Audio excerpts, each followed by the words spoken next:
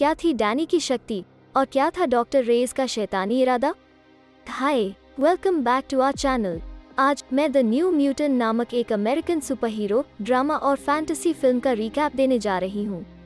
Daniel मूनस्टार, जिसे आमतौर पर डैनी कहा जाता है, टोर्नेडो के कारण अपने घर के आसपास केओस के बाद नींद से जागती है। जल्द ही उसके पिता उसे घर से दूर ले जाते हैं और छिपने के लिए जंगल में भाग जाते हैं, लेकिन इससे पहले वो अभी भी अपने ड्रूर से कुछ ले जाती है। वहाँ उसके पिता उसे एक पेड़ में छिपा देते हैं क्योंकि वो दूसरों की मदद करने के लिए गांव वापस चला जाता है। कुछ मोमेंट बाद वो तभी चुप हो जाती है जब वो अपने पिता को अपनी आंखों के सामने मरते हुए देखती है। डर के मारे वो भागने लगती है और भागते भागते घने जंगल के अंदर चली जाती है, जिससे वो गिर जाती है और इवेंचुअली बेहोश हो जाती है। बाद में जब वो एक अजीब तरह से खाली अस्पताल में अपने हाथों को जकड़े हुए उठती है तो वो कंफ्यूज्ड महसूस करती है। वो मदद की तलाश करने की कोशिश करती है, लेकिन अचानक डॉक्टर सिसिलिया रेज उसके कमरे में आ जाती है। पता चलता है कि वो वही है जो खाली अस्पताल चलाती है। वो फिर डैनी को दिलासा देती है ताकि वो उसके हाथों की हथकड़ी खोल सके। डैनी अपने साथ बीती रात हुई घटना भी बताती है।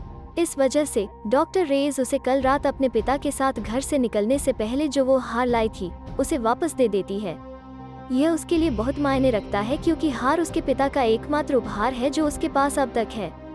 इस बीच कमरे में लगे सीसीटीवी से उनकी बातचीत पर नजर रखी जा रही है। डॉक्टर रेज ने डैनी को यह भी बताया कि वास्तव में वो कोई साधारण इंसान नहीं है, बल्कि यूनिक म्यूटेंट डीएनए है। इस प्रकार वो उसे इस अस्पताल में रहने की सलाह देती है जब तक कि वो अपनी शक्ति के प्रभावों और उन्हें कंट्रोल करने के तरीके को नहीं सीख लेती। अगली सुबह डॉक्टर रेज 4 अन्य यंगस्टर्स के साथ इकट्ठा होती हैं जिनके पास डैनी की तरह यूनिक म्यूटेंट डीएनए है। सैमुअल गथरी एके कैननबॉल, अलियाना रास्पुटिन एके मैजिक, रॉबर्टो डा कोस्टा एके सनस्पॉट और रहाने सिंक्लेयर एके वुल्फ्सबेन हैं। डॉक्टर रेज ने उनमें से प्रत्येक को अस्पताल लाया है क्योंकि उनमें से प्रत्येक ने एक्सपीरियंस किया है या अनजाने में एक भयानक ट्रेजेडी का कारण बने हैं। स्टार्टिंग फ्रॉम सैम, जिसने गलती से एक पूरी कोयला खदान को डिमोलिश कर दिया जहां उसके पिता और कोवर्कर काम करते हैं, जिस वजह से वहां मौजूद सभी की मौत हो जाती है। रॉबर्टो ने अनजाने में अपनी महाशक्ति का उपयोग करके अपनी गर्लफ्रेंड को जला दिया। रहाने पुजारी की हत्या करके अपने पायस कैथोलिक गांव से भाग गई क्योंकि उसे अपनी महाशक्ति के कारण एक विच के रूप में ब्रांड किया गया था और इलियाना को गुलाम बनाया गया था और एक बच्चे के रूप में उसका सेक्सुअल एक्सप्लॉयटेशन किया गया था द स्माइलिंग मैन नामक प्राणी द्वारा। उन सभी के पास अपने डीएनए में म्यूटेशन के कारण यूनिक सुपरनैचुरल एबिलिटीज भी हैं। रॉबर्टो सोलर एनर्जी में हेरफेर कर सकता है, सैम जेट स्पीड से उड़ सकता है, इलियाना के पास इंटरडायमेंशनल सॉर्सरी पावर्स हैं और रहाने की लाइकेंथ्रोपी उसे भेड़िया में बदलने की अनुमति देती है। थोड़ी देर बाद डैनी उनके पास आती है और उसे अस्पताल में नई टीम के रूप में पेश किया जाता है। बाद में डॉक्टर रेज ने इलियाना को डैनी को इधर उधर ले जाने के लिए कहा। जैसे ही वो बाहर निकलती है, डैनी उस जगह से भागने की कोशिश करती है, लेकिन वियरली इलियाना को उसकी परवाह नहीं है। उसी समय एक भेड़िया पीछे से उसका पीछा करता है। दुर्भाग्य से उसने इसके बजाय पूरे अस्पताल के मैदान के चारों ओर एक फोर्स फील्ड से हिट होती है, जिससे उसकी नाक से खून बहने लगता है। यह पता चलता है कि डॉक्टर रेज खुद भी एक शक्तिशाली म्यूटेंट है जो प्लाज्मा एनर्जी फोर्स फील्ड में हेरफेर कर सकती है, जिससे उनमें से 5 को सुविधा छोड़ने से रोका जा सकता है। इसके बाद इलियाना डैनी को गुस्सा दिलाने के लिए उस पर हंसती है। इस वजह से डैनी उसे मारना चाहती है, लेकिन इलियाना तुरंत अपनी महाशक्ति का इस्तेमाल चकमा देने के लिए करती है। इसके अलावा वो इमारत में वापस आती है और चर्च क्लॉक टॉवर से आत्महत्या की योजना बना रही है, जबकि भेड़िया उसे नीचे से देख रहा है। सही समय पर रहाने आती है और उसे आत्महत्या करने से रोकती है, जिससे उनका रिश्ता करीब आ जाता है। अभी भी अस्पताल के मैदान के आसपास वे सारम से मिलते हैं जो अपनी महाशक्ति का अभ्यास कर रहा है। रात में सारम और रॉबर्टो कपड़े धोने के कमरे में बातचीत कर रहे हैं, जबकि कंट्रोल रूम से डॉक्टर रेज देख रही हैं। इस बीच डैनी उस घटना का सपना देख रही है जब उसके पिता की हत्या कर दी गई थी, जिससे उसकी सायोनिक एनर्जी बढ़ जाती है। कपड़े धोने के कमरे में वापस सारम एक वॉशिंग मशीन द्वारा एक अजीब आवाज से चौंक जाता है। एक्साइटमेंट महसूस करते हुए वो वॉशिंग मशीन की जांच करता है क्योंकि यह उसे उसके अतीत में ले जाती है जहां माइनर्स और उसके पिता दिखाई देते हैं। जब वो वापस जाना चाहता है तो एक माइनर अचानक उसे एक कुल्हाड़ी से मारने का प्रयास करता है, जिससे उसे वॉशिंग मशीन से वायलेंट रूप से उड़ते हुए वापस भेज दिया जाता है। अगली सुबह डैनी रहाने के साथ शावर लेती है, जहां उसे रहाने के कंधे पर एक रहस्यमय W जैसा निशान दिखाई देता है। बिना किसी क्लैरिफिकेशन के रहाने उसे बाथरूम में अकेला छोड़ देती है। मेडिकल रूम में वे पांचों डॉक्टर रेज द्वारा निर्देशित अपनी महाशक्ति को कंट्रोल करने का अभ्यास करते हैं। बाद में इलियाना ने डाइनिंग रूम में डैनी का अचानक विरोध किया, जिससे वे लड़ने लगे। इसलिए वो अपनी तलवार से डैनी को मारना चाहती है, लेकिन सही समय पर डॉक्टर रेज अपनी महाशक्ति का उपयोग करके डैनी को बचाने में सफल हो जाती है। फिर उन दोनों को एक आइसोलेशन रूम में बंद करके सजा दी जाती है। वहाँ इलियाना द स्माइलिंग मैन के बारे में अपने अतीत को याद करती है, जबकि डैनी अपने अतीत और एक दानव भालू की तरह दिखने वाले आकाश से एक काली छाया को देखकर हालुसिनेट करती है। एज अ रिजल्ट डॉक्टर रेज कमरे में आती हैं और फर्दर स्टडी के लिए डैनी के ब्लड का सैंपल लेने का फैसला करते हैं। अगले दिन म्यूटेंट एटिक में लाई डिटेक्टर का उपयोग करके ट्रूथ गेम खेलना चाहते हैं, लेकिन चुपके से डॉक्टर रेज भी उन्हें सीसीटीवी के माध्यम से देख रही हैं, जिसके चलते उन्हें अगले दिन उसके द्वारा फटकार लगाई जाती है। बाद में इलियाना डॉक्टर रेज को ड्रग्स का उपयोग करके सुलाने का इंतजाम करती है। अवसर का लाभ उठाते हुए वे पार्टी करते हैं और उस रात खुलकर मस्ती करते हैं। सामूहिक रूप से 5 यंगस्टर्स का मानना कि उन्हें सख्त निगरानी में एक्स-मेन में शामिल होने के लिए ट्रेन किया जा रहा है। उसके बाद रॉबर्टो इलियाना के पास जाता है, जो तैयार है। उसे किस करने के बाद उसे अपने शरीर में गर्मी महसूस होती है और उसे अपना अतीत याद आता है, जब उसने गलती से अपनी प्रेमिका को मार डाला था। उसकी प्रेमिका का जलता हुआ रूप अचानक उसके पीछे से प्रकट होता है, जिससे अलार्म बजता है, जो डॉक्टर रेज को जगाता है। वे सभी स्विमिंग पूल में आते हैं और पाते हैं कि रॉबर्टो का शरीर पहले से ही जल रहा है।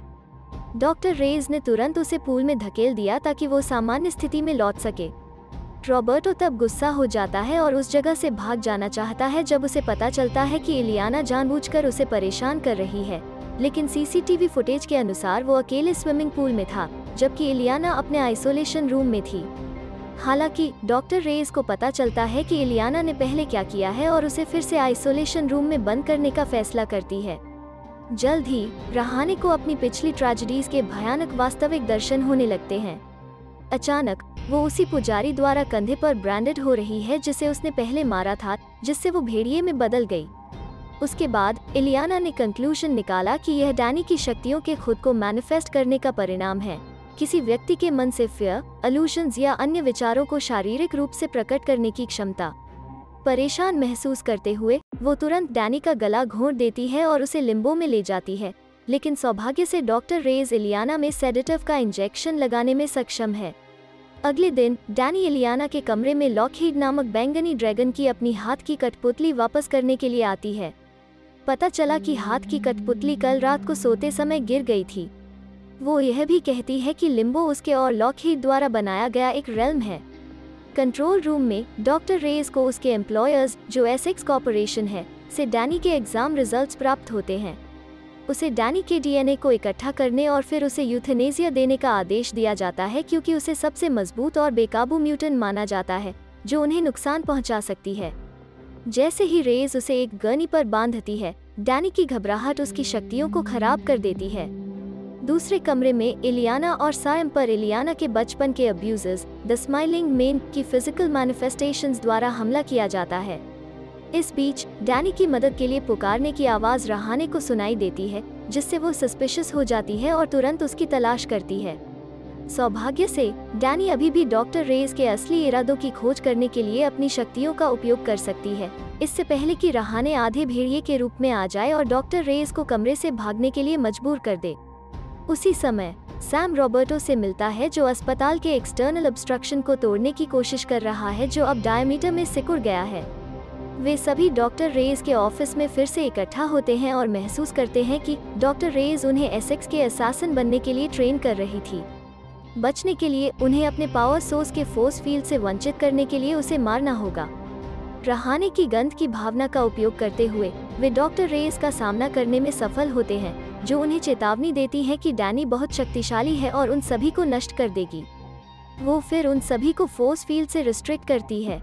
जब वो एक फोर्स फील्ड के साथ डैनी को फिर से मारने की कोशिश करती है, तो दानव भालू, जो कि उसकी शक्ति के माध्यम से प्रकट डैनी का अपना सबसे बड़ा फियर है, अचानक प्रकट होता है और डॉक्टर रेस को खा जाता है, जिससे डैनी बेहोश हो जाता है।